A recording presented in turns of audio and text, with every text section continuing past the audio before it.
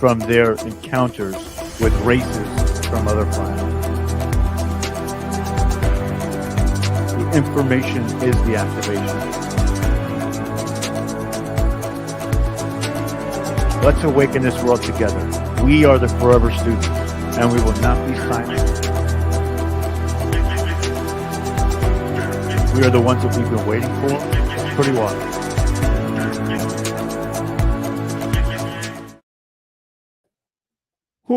Welcome everybody to Full Spectrum Universe. My name is Rob Yox. We are the embattled broadcast that explores the past to remain in the present, to dictate the terms of our future.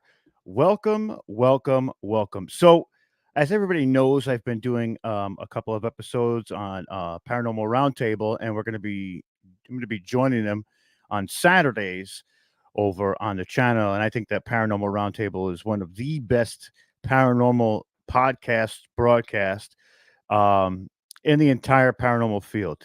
Josh is good friend, great host, great entertainer as well. The information that he brings is paramount to the paranormal community. But one of the things that we really love is how he ties things in together. So one of the subjects that we've been talking about is the alien agenda. Now, a very, very big component, which we didn't go over on the Paranormal Roundtable, was the black budget projects that are allotted from the last 70 to 80 years that essentially give into the disclosure movement that we're talking about right now today. That's like paramount in every news organization, every podcaster, everybody's talking about it.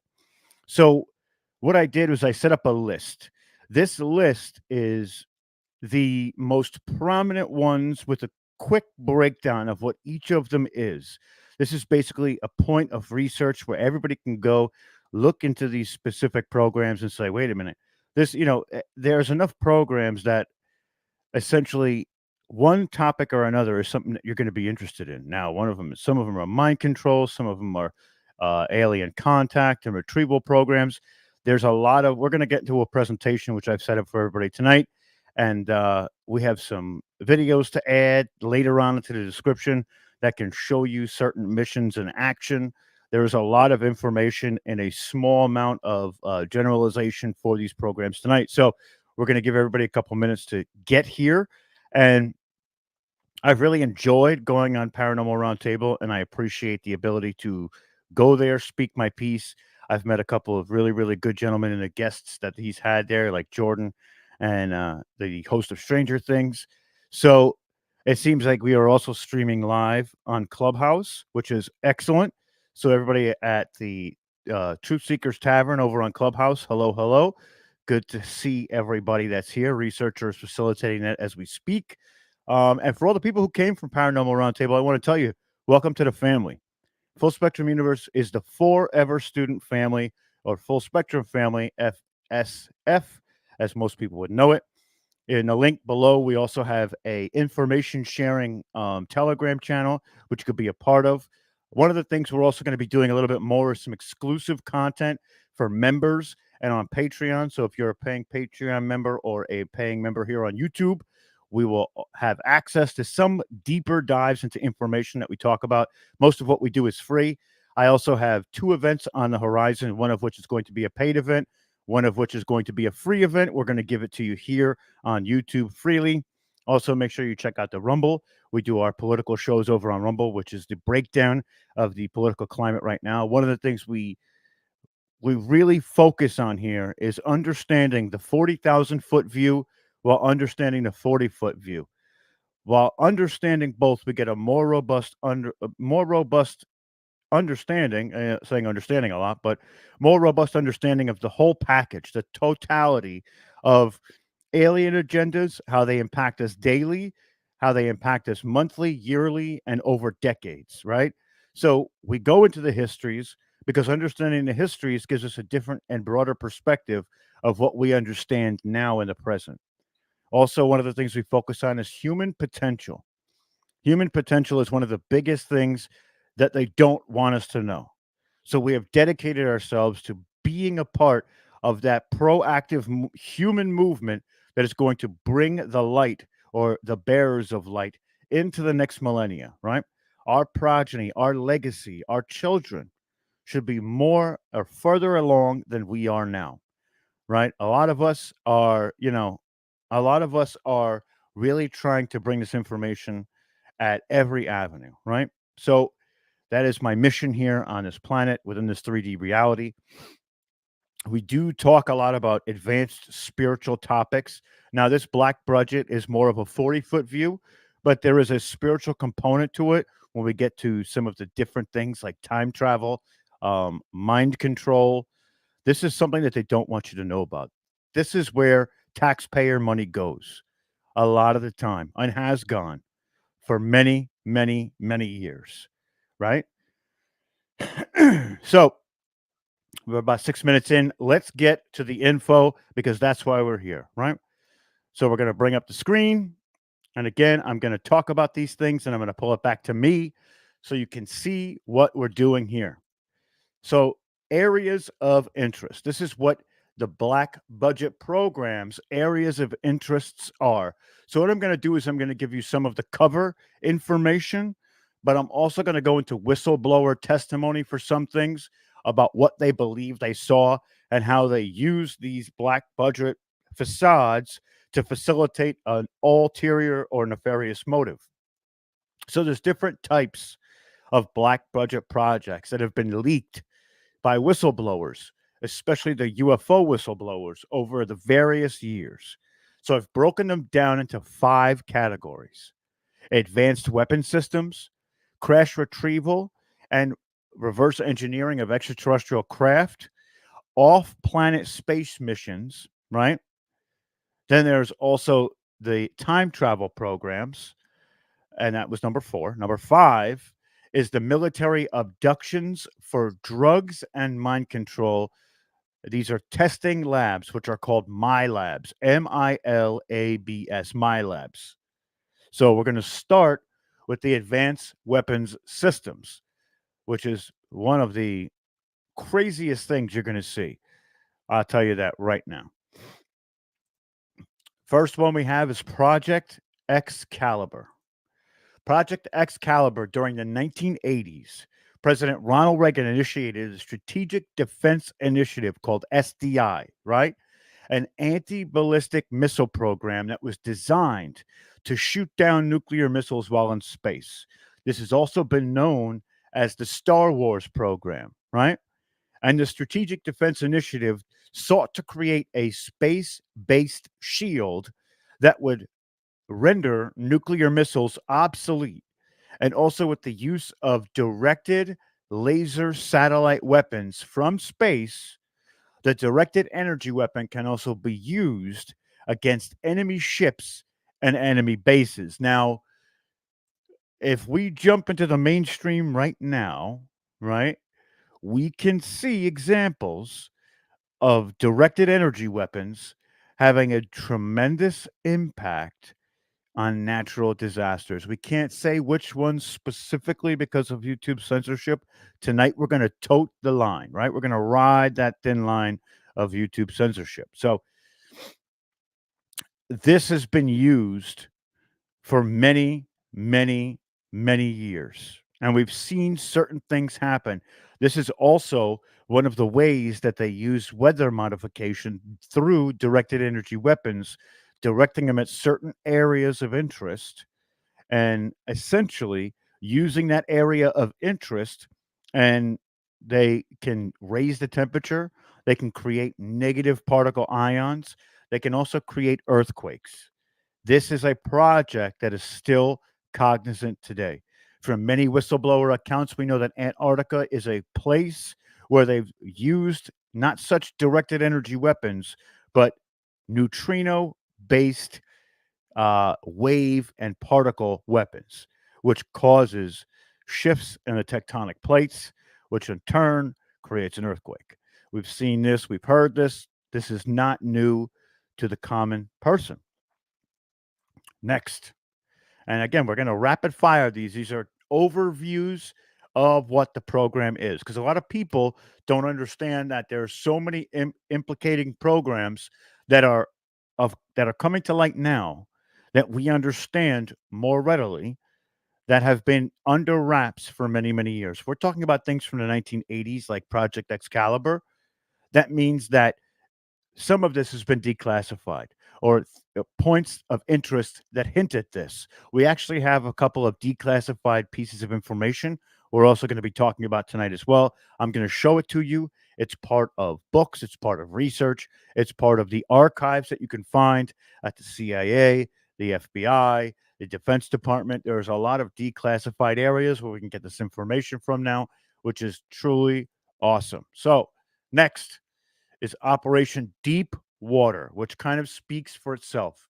There was a whistleblower or two whistleblowers by the name of Richard Sauter and William Cooper. These gentlemen came forward and talked about the Deep Water Project. This project involves the construction of secret underwater bases for the deployment of submarines and other weapons research, right? So they could make these bases underground, just like much of our alien counterparts do, and do research that isn't live or viable up on the surface. Or they can make these specific types of labs that aren't held up to the Geneva Convention because they're out of sight, out of mind. Some of these underwater bases are also occupied by non-human extraterrestrials. These underwater bases are located near the Altulian Islands, right, in Alaska, the Gulf of Mexico, and off the coast of California. The Pacific Ocean and near the warm waters in Antarctica, all of these bases are under complete control of the Department of Naval Intelligence. So there is funding to the Navy that goes to these specific bases. This is a project they don't want you to know about, plain and simple. The next one is Operation Moondust. This is one where if you look it up, it's going to take you to pictures of the moon, right? Which is not true. It is not true at all. So, Operation Moondust was the first UFO crash retrieval program that was created by the U.S. Air Force in 1953. The Air Defense Command created the 4,602 Division Air Intelligence Service Squadron, which is also the acronym of AISS, and is assigned to the official investigations and retrievals of UFOs. Today, these teams fall under a different name. They work alongside SEAL teams, recon teams, and Delta Force wearing black fatigues with no insignia. These teams are always present during UFO crash retrievals and generally take command during such incidents. They would sometimes be accompanied by a lieutenant colonel from the Air Force and members of the DOE during a crash event. This was brought about by whistleblower Sergeant Clifford E. Stone. And a lot of these whistleblowers have books available for you to get even deeper into these topics. Now, one of the things we talk about is this crash retrieval program. So there is a network of projects that goes into crash retrieval. Sugar Bee, 16 months as a member, much appreciation, much love. There is a network of cover up, retrieval, re engineering, and essentially infiltration that goes into the UFO community, that goes into these crash sites, that goes into the scientific community, but it also goes into the Department of Defense, right? So there are certain programs that have different code names, such as Moondust, with retrieval programs, which we'll understand later on in this presentation, changing names, right? Then there's things like Project Sign, Project Grudge, and Project Blue Book, which document this specific incident and cover it up. There's also certain ones we're going to talk about even later where they re engineer specific downed craft to create things like the TR-3B, right? This is all encompassing here. So, but Project Moondust is one that people may not know, but there is a ton of information when it comes to Project Moondust if you dig deep enough. A lot of this declassified stuff comes from Project Moondust and Clifford going out and writing books about it. Let us keep going. Again, we have I think we have like 17 to get through tonight. So we're going to be moving and grooving. We're going to try and squeeze it into an hour, possibly 50 minutes to try and keep it palatable. But I just want to say it's great to see everybody too. Sugar Bee researcher, John, Jane, uh, Eve, Jason, Short Order Cook, Here Day. Very, very good to see everybody. Say hi in the chat if you haven't yet. Also, smash that like button, subscribe if you haven't, and share this out, right? The more we share this out, the more we awaken people to the deceptions and the corruption at the 40-foot level. But also, it leads people down that 40,000-foot view path, which is the ultimate goal in bringing this to the forefront, right? So let us keep going. And the next one, Operation Bluefly. And if you put this on full screen, you can see what the schematics are that are in front of you. This is something that is absolutely wild. But again, this comes from Clifford E. Stone. And Clifford E. Stone was all involved when it came to downed craft. So this project was created for the reverse engineering of UFOs or spacecraft that were obtained by crash retrievals from Operation Moondust. The reverse engineering took place at an S4 facility such as White Patterson Air Force Base, Area 51, and there are several hangars at the facility where these aircrafts are stored, but they go by the code name the Blue Rooms. So if you go through declassified documents and you see reference to the Blue Rooms, you're talking about these specific hangars at White Patterson Air Force Base. Now, one thing I can tell you is that they moved these specific down crafts or these re-engineering centers all over the place. They were never in a place for more than, I can't even tell you, probably 6, 7 months. They'd pick up, they'd move. That's why when there was the Roswell crash, Area 51 was the closest S4 facility that they could bring it to. What most people don't understand is that while there was some work deep underground in Area 51 that Bob Lazar talks about, majority of the work was then shipped to White Patterson Air Force Base because they didn't want to keep the craft and the survivors of the craft in a place where it was really close to the crash site, right? There's something I have, which is a sheet that tells you about how many life forms they collected from these down craft. And I'm going to show you. I have to find it, but they essentially have a log and a declassified segment of some of these papers that talks about alien life, whether they're alive or dead, how many they found. They have collected so many alien bodies up to now that it's astounding that they don't come out and say, well, I wonder if they're all the same type of alien, right? Or extraterrestrial. Probably not. Probably not. I have to find it. I'm going to find it real quick too while we're behind the scenes here. But I definitely have the list. I think it might be in the book that I'm going to show you too. But it's really, really crazy. You look at it and you go, what in God's name is this? It's pretty crazy. Pretty crazy. But when we talk about Projects Grudge, it's when we're going to start talking about these unidentified aircraft and how they kept really detailed reviews on them, right? And then we'll find that picture for everybody because it's important. It's important. It's an important picture. It's here somewhere. So let's keep it moving and grooving right along. We're doing pretty well right now. Next one is Project Aurora. As you can tell, we've gone from the retrieval, right? We've gone to the re-engineering. Project Aurora is the next step. And what you see here is an actual patent application or a patent. Basically, the application went through, and this is the patent holding for this specific craft, which is the TR-3B or the Black Manta, right? This is the United States government has patented this specific craft. Now, you ask yourself, People are seeing these things all over the world. The United States has the patent for it. Did we get this information from off-world? Did we this come from a re-engineering?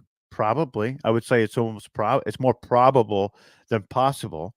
But the fact that they can now create an event where what you're seeing is actually the government as opposed to an extraterrestrial craft goes along with things like Project Blue Beam, not Blue Book, Blue Beam, which we're not going to talk about tonight because we talked about it in earlier episodes. And to not be redundant, Blue Beam has yet to be enacted, so we understand. Now, but there's a little bit of Project Bluebeam everywhere happening right now. So, Project Aurora is involved in the development of reverse engineered aircraft with anti gravity propulsion systems, and this program started within the 1970s. This program, while it's still classified, gave way to the research that was involved for the SR-75 penetrator, the SR-74, the TR-3B Astra, and the TR-3A Black Manta. This was brought to us by Edgar Fauch, an Area 51 engineer. So there is a progression from the 50s to the 70s that shows us retrieving, it shows us understanding, and then it shows us covering up and building our own, right? So there's a lot to be had when it comes to this specific topic. We have a question that says, do you think they were trying to downsize them too? These craft seem small, just my assumption. Well, some of the craft that they found were 1 to 2 seaters. That was what crashed. Some of them were a little bit bigger, 3 to 4, 4 to 5. A mothership has yet to crash. So I believe that while they were trying to downsize these specific ships, it was almost impossible via the technology. We're going to show you what anti-gravity propulsion looks like within this slideshow because there is a program dedicated directly to anti-gravity weapons and propulsion. So the way that they have to use the technology to create this effect is they need a pretty large surface area to do it, at least a 1 to 2 seater. So possibly, I mean, it could be, maybe not. I'm not sure. Next project, Project Coret. This is something that not a lot of people talk about. This is one of those projects that doesn't always come up. And the reason is because this is a classified project codenamed Commercial Application Research for Extraterrestrial Technology. This was started in 1984 by the U.S. military. This is an attempt to reverse engineer extraterrestrial probes and drones, right? They talked about this on the History Channel via MUFON, but this is also how they integrate this specific re-engineered technology into the public 2, 3, 10 years later, 20 years later. I believe this is where Velcro came from. Velcro is something that came from off-world. We did not know what Velcro was until that crash in Roswell, right? So there is a lot to talk about with this one. This was brought to us by the PACL engineer, Isaac, who did not give his full name. Now, again, this is an overview, right? So we're not diving deep into each one of them, but some of them we will, like Operation Grudge and Blue Book, because there's covers for a lot of it. Some of these are not in the mainstream, right? So Project Blue Book, we all know they made a series after it. So now they have to use that function of art imitating life to create a cover up on top of a cover up. So it goes through layers of compartmentalization. before we get to the actual answers. And a lot of this information is pieced together bit by bit because they don't want you to they don't want you to stumble onto the pattern. And some people who work in one area have zero idea what the person next to them in a different area is working on, right? So somebody could be working on a specific sprocket for the anti-gravity propulsion, while the people on the other side of the room are working on the fuel for the anti-gravity propulsion, but yet they don't know what really the other is working on. Therefore, they don't know the full magnitude of the project. That's why they're called black projects. There's only certain people within the military ranks that know of these projects in their totality. There are some that know a quarter of the information on what they're doing, but don't know the deeper subtext to what's actually happening.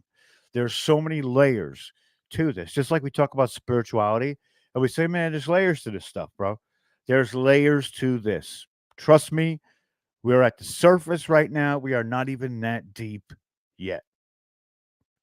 And it's crazy, especially when we get down to Looking Glass and some of the Montauk projects that lead their way into MK Ultra and all these other different mind control tactics, and it gets wild. This gets wild. Let's keep going. So the next one is Project Galileo. Now, this is a wild picture, right? But this project dealt with the propulsion system that was the main area of study for Bob Lazar. He was taken to the briefing room and told to study reports about propulsion and the role of gravity as the propulsion medium, or anti-gravity, right? Harnessing, amplifying, and lessening the basic gravity. A wave of many other possibilities as well is what they were talking about. So Bob Lazar came forward, and now he can't be substantiated 100%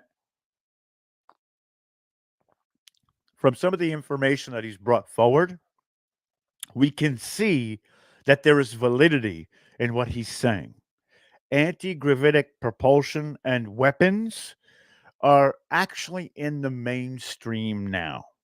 And we're talking about the 80s, right? 30, 40 years before they were actually brought to fruition, which gives us the ability to understand that what he was saying was so ahead of its time that he was probably telling the truth on a lot of what he said. Now, again, this is something of an anti-gravity propulsion. This would be in its smallest form. And you see that there are two men in this saucer craft with the mechanics it would take for this anti-gravity propulsion and how it has to be shaped for it to work. You can see the lines that are crisscrossing over it. That's the axes of the magnetic field which they're using to power this anti-gravitic weapon, right? This anti-gravitic ship, not weapon. Sorry. I got excited. So the next one is Project Sign, Project Grudge, and Project Blue Book. We're going to go into Project Grudge specifically at a later point because there are cover stories for these specific projects, right? And what they were known to do. Now, this is a photo from the show on the History Channel. And I actually have talked to Dr. Hynek's son, who we were doing an event together, and we talked about a lot of different things. And it's insightful, to say the least, that this gentleman is able to articulate a lot of positions that his father had, and it gives you a bit of a tell. And he's actually in one of our events on this channel. That's, I believe, Humanity Unplugged, or there's another one. No, maybe the one before that, but I think it's Humanity Unplugged. He was there for our 11-day, 121 speaker event, and he drops a lot of knowledge in that presentation, which is awesome, right? So let's get into what this is. So Project Grudge was short-lived, but it was a project by the U.S. Air Force to investigate unidentified. Grudge succeeded Project Sign, which was the first one, in 1949, and then was followed by Project Blue Book, the project formally ended in December 1949, but continued in minimal capacity until the late 1999, right?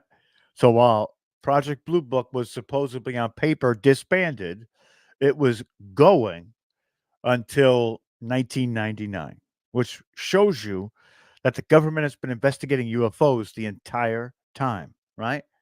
So the one I want to focus on here is Project Grudge. Project Grudge was intended to alleviate public anxiety over UFOs and persuade the public that the UFOs constituted nothing unusual or extraordinary. UFO sightings were explained as balloons, conventional aircraft, planets, meteors, optical illusions, solar reflections, and even large hailstorms.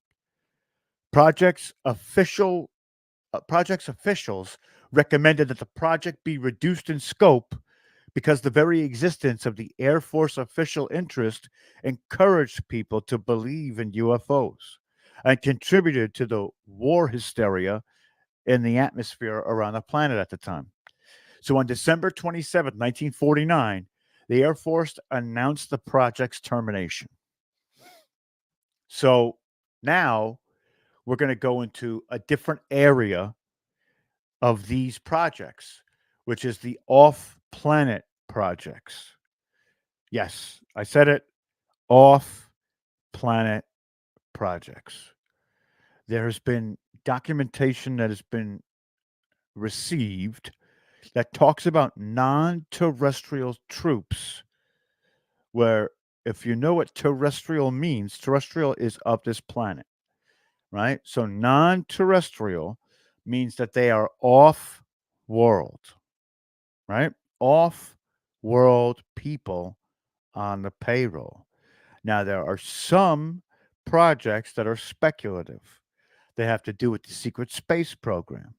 If the now, again, I'm not sitting here telling you that the secret space program is definitely a thing, but I'm going to say that there is enough evidence that I believe it is a thing, right? How much the regression story is or how it happens, I don't know. But I'm going to tell you there is something going on in outer space that we don't know about. It has affiliations to multinational corporations and it has affiliations to government bodies across this world, across the planet, right? There is evidence everywhere, everywhere. Financial reports, from declassified documentation, from communication between large corporations and the higher ups in them. There are certainly a multitude of places that we can get this information from.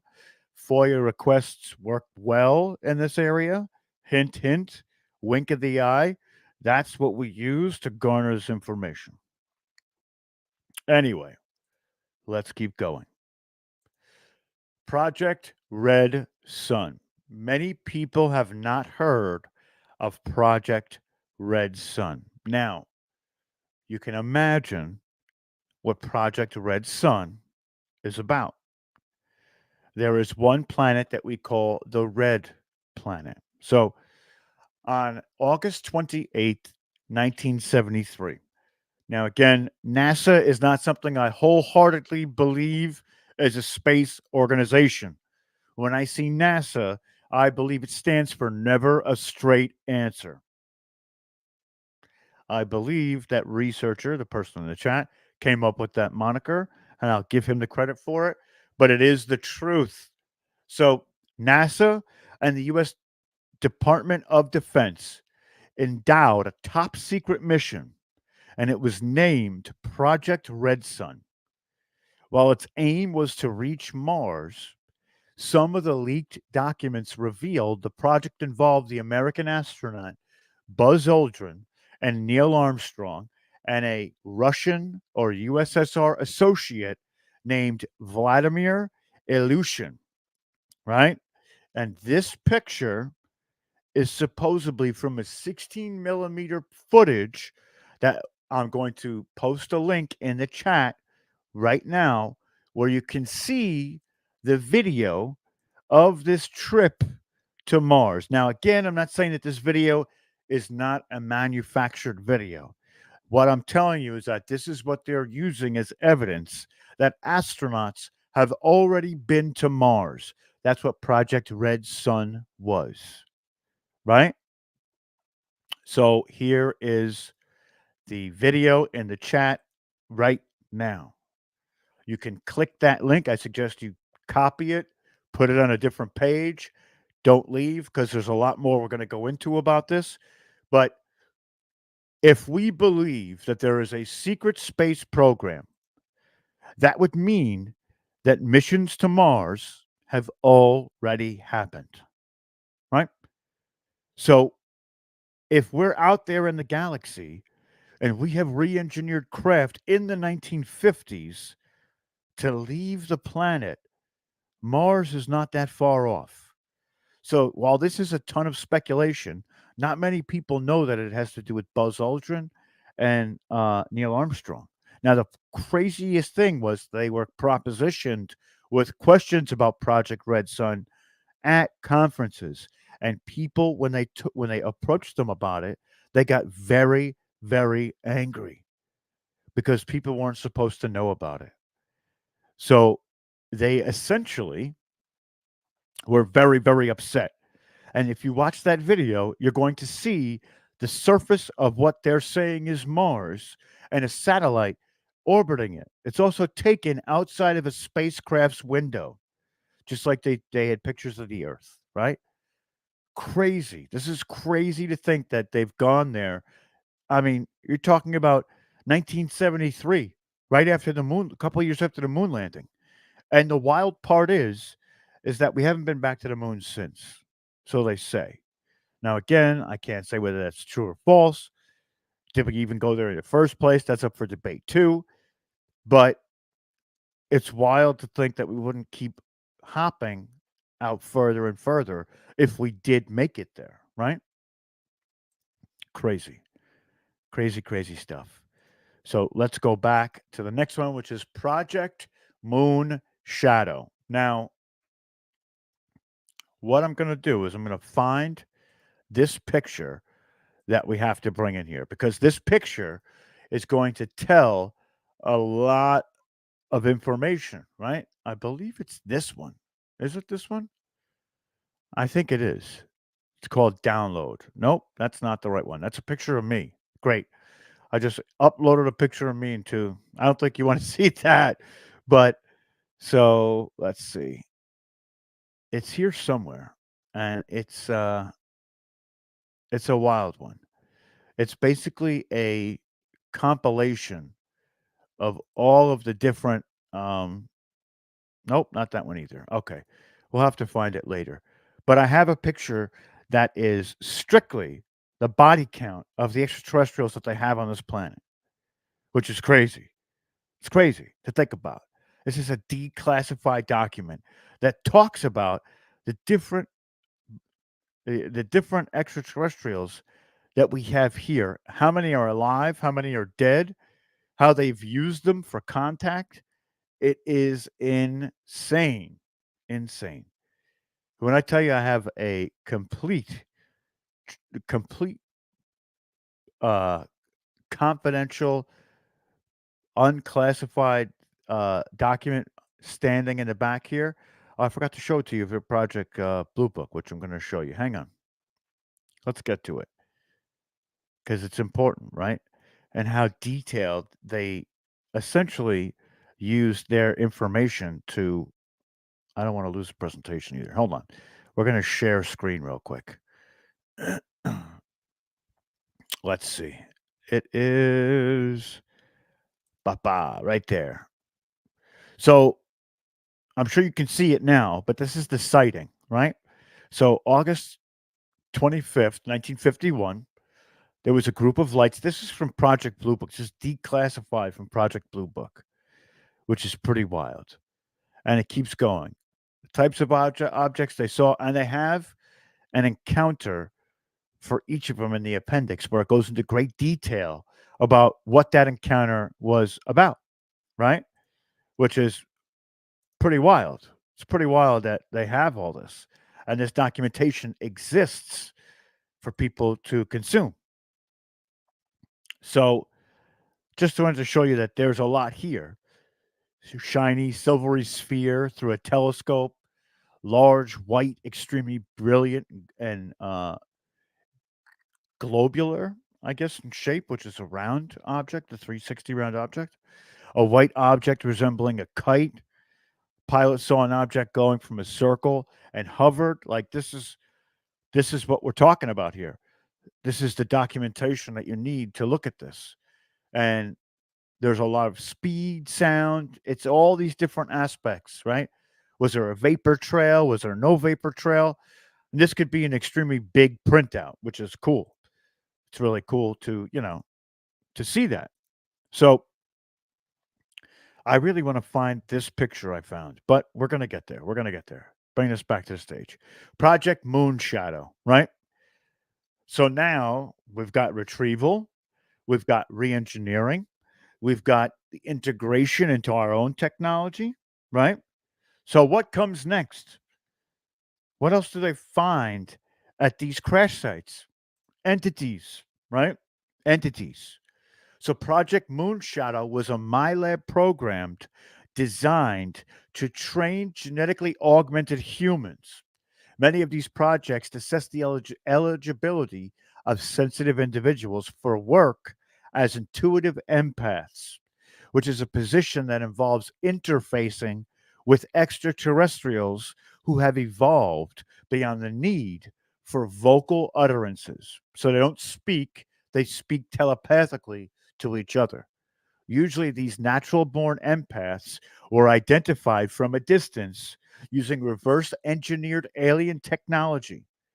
The developers of Project Moonshadow, however, genetically engineered embryos from the ground up that were implanted into unwitting female hosts.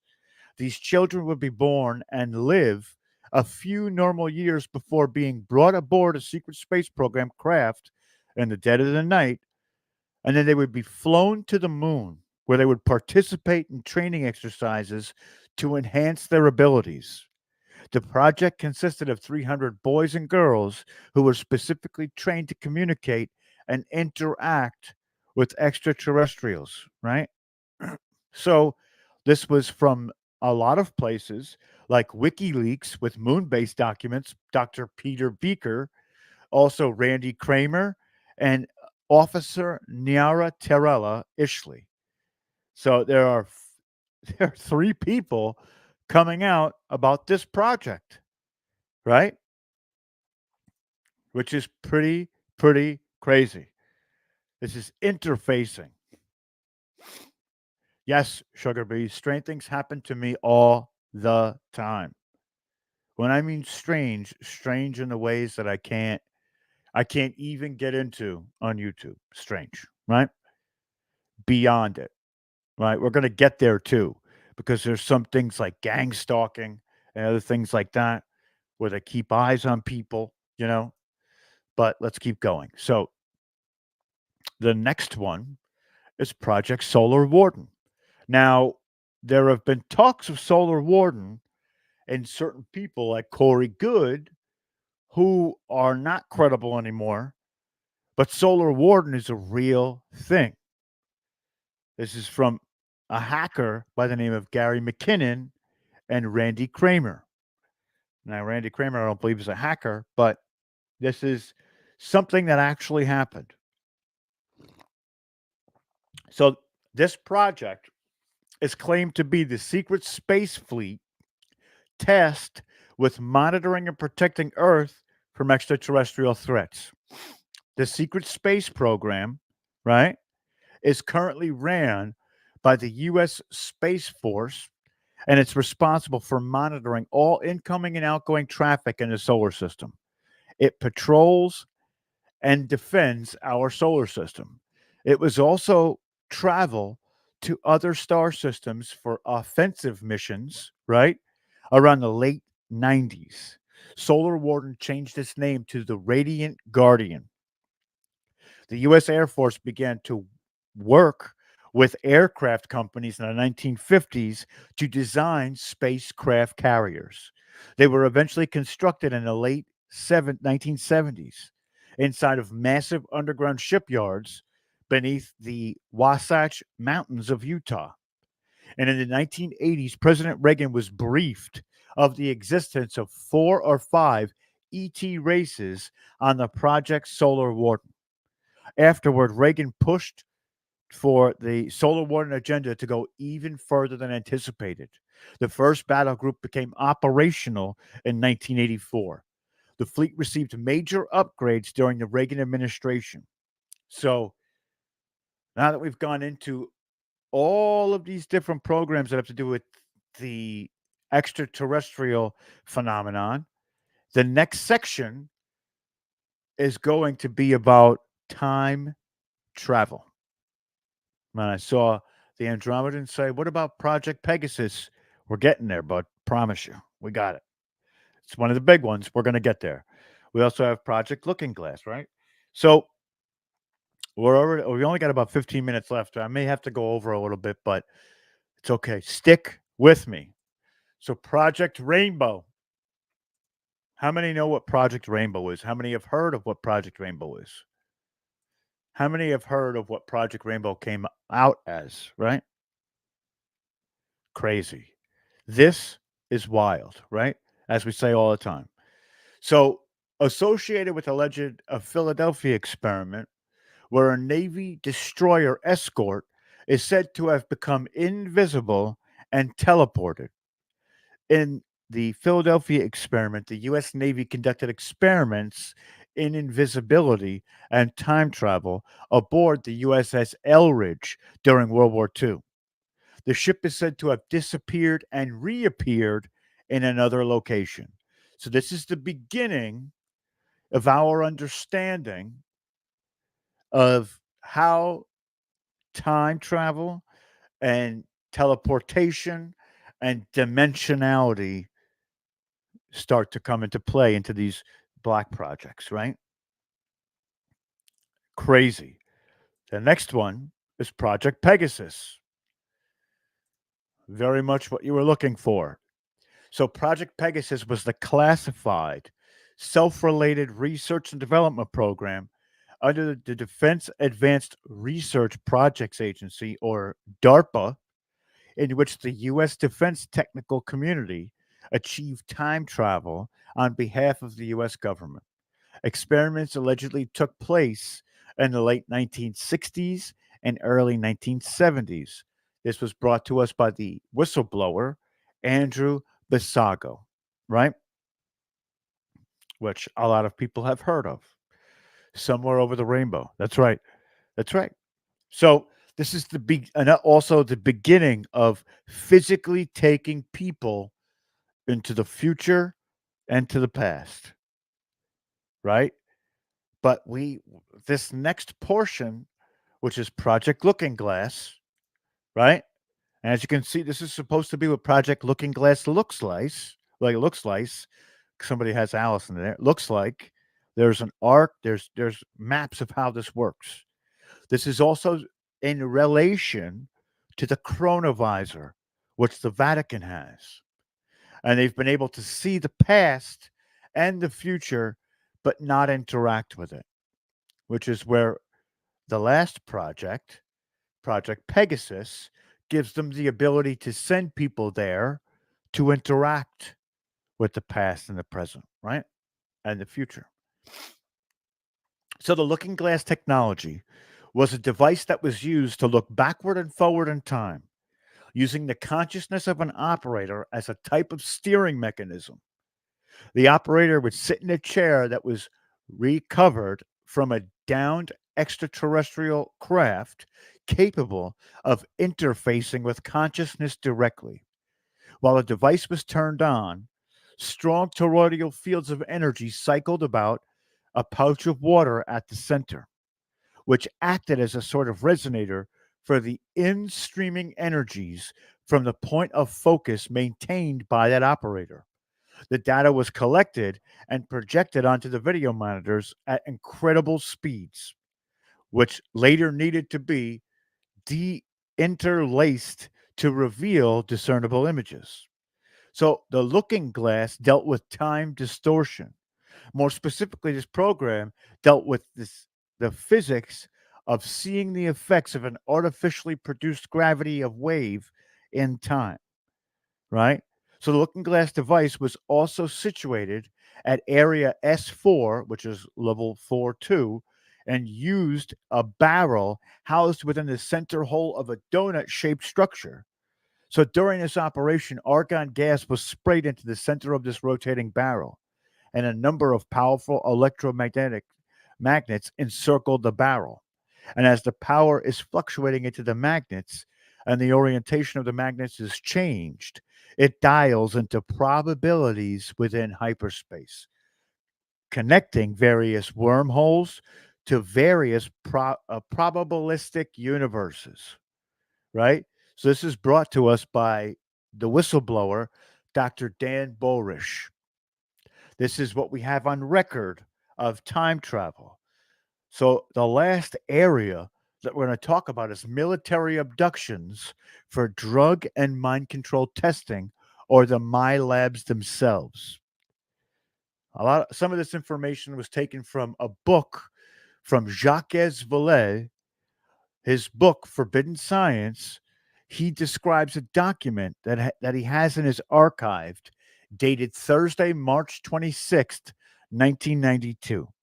And he writes, I have secured a document confirming that the CIA simulated UFO abductions in Latin America as psychological warfare experiments. And I believe that.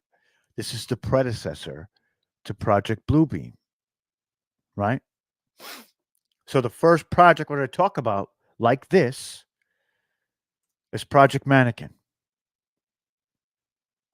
Project Mannequin, or Mannequin, whatever you want to say it is, it's wild. This is this is where it gets dark and sinister, where the people that are in power are using their wealth and knowledge to create a slave system for people to latch on to make sure that they never escape, right? So this is the mind control and genetic manipulation program run by DARPA and the NSA, National Security Agency.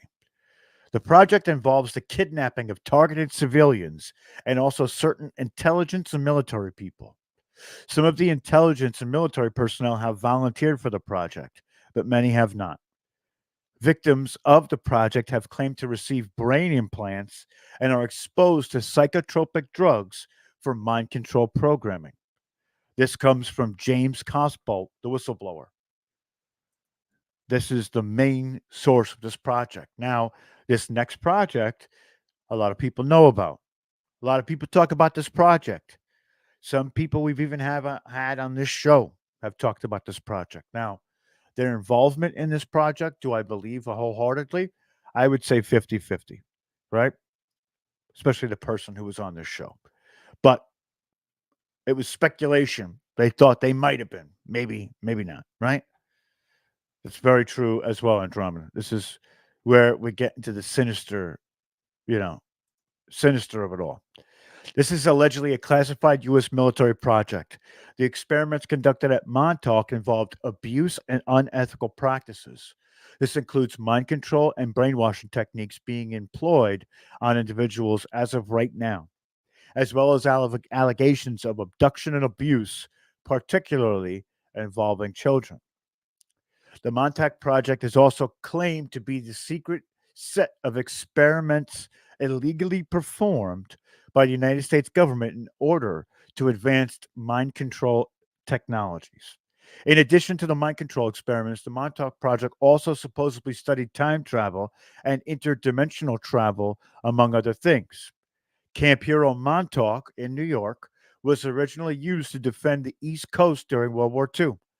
And after that ended, the United States recruited former Nazi scientists to help with various projects developing weapons and technology. People who claim to have worked for the Montauk Project have stated that these scientists were performing these unethical experiments throughout the entirety of this run. The main idea behind this project was experimenting, while many people will immediately write this specific thing off as a conspiracy, right? We know that this is not far from the facts, because the truth is about Project MK Ultra that we know that that's a real thing, right? This is where it comes from. This is the predecessor to MK Ultra. Montauk would be the position where Ultra started. MK Ultra was beginning in the Montauk project. So we can understand, and a lot of people will tell you that MK Ultra is real, and it is. We see it every day. Look at the sheep outside. People who can't get out of their own way. The NPCs of the world, right? They're under a spell, and they use MK Ultra and mind control tactics to keep them there. We know this. So Montauk is a very sinister place with a lot of nefarious, nefarious people at it. Next is Project Plato. Not a lot of people know this project. This is the last project we're going to be doing tonight. So Project Plato is from May of 1954, and this was under the Eisenhower administration. And this was the third extension of the Treaty of Granada, right? So the Treaty of Granada was something of its own. There was an extraterrestrial component to the Treaty of Granada. So the extraterrestrials blatantly broke the terms of this treaty. The Granada Treaty was agreed upon at the Hollow Men Air Force Base in New Mexico by the Greys and the Ultra Unit in the NSA. The original document of this treaty and the ET materials can be found today at the NSA facility called Blue Moon, underneath Kirkland Air Force Base in New Mexico. The entrance to this underground base is in the Manzano Mountains and is also located in the technological bases of this secretive Department of Energy, which is the DOE. And on April 15th, 1964, two intelligence personnel met under Project Pluto with the Greys in New Mexico desert to arrange a meeting on April 25th at Holloman Air Force Base in New Mexico. This meeting was to renew the treaty again in order to solve the problem of human abductions. We talked about this last night on Paranormal Roundtable, where there was a treaty for Greys to abduct people for their genetic material. So in early 1957, even before launching of Sputnik in October, developments into rocketry led the United States to propose international verification of testing of space objects, right? Which is which the original Treaty of Granada is, right? So the development of an inspection system for outer space, as was part of the Western proposal for partial disarmament put forward in August of 1957. The Soviet Union, however, which was in the midst of its testing the first ICBM missiles, right, and was about to orbit its first Earth satellite, did not accept these proposals. So between 1959 and 1962, the Western powers made a series of proposals to bar the use of outer space for military purposes. Crazy, right? That there's even a treaty on the books about this. So again, this was the end of the list tonight. But as you can see, by the 17 that we mentioned, this is a great place to start if you're into conspiracies, if you're into extraterrestrials, even if you're into spirituality. Because if we go into Project Montauk and the splitting of people's psyches into alters or into multiple personality disorder, we can see all these things happening. This is an all-encompassing black budget, and taxpayer money goes to a lot of these types of black budget projects. Now, think about this, and I'm going to end on this. And if you haven't liked, shared, or subscribed, please, please, please share, subscribe. When this video goes off, please leave a comment underneath, even if it's just a couple happy faces, just because that boosts the algorithm to get us out to more viewers. But if they were working on these types of projects in the 50s, 40s, 50s, 60s, and 70s, what are they working on now? Think about it. What are they actually doing with these black budget projects now? Now, while some of these are still in operation, there is crazy, they've gone so far up the deep end that there's probably a lot more that are just absolutely insane. That if we the moment we talk about them, they'll take us off the air. So we probably won't. I know a few of them that I can't mention on the air right now, but that's okay. That's why we have things like Patreon, Rumble, all those other things, right? So with all that being said, thank you all so very much for being here. My name is Rob Yox. I love you all so very much. Join us again in the next few days where we do another episode, and we'll see you next time. Please like, share, subscribe. Super chats are open. Donate to PayPal to support us. Whatever you can do. We're trying to make this a worldwide broadcast. So, with all that being said, I love you all. Have a great, great evening, and we'll see you all next time.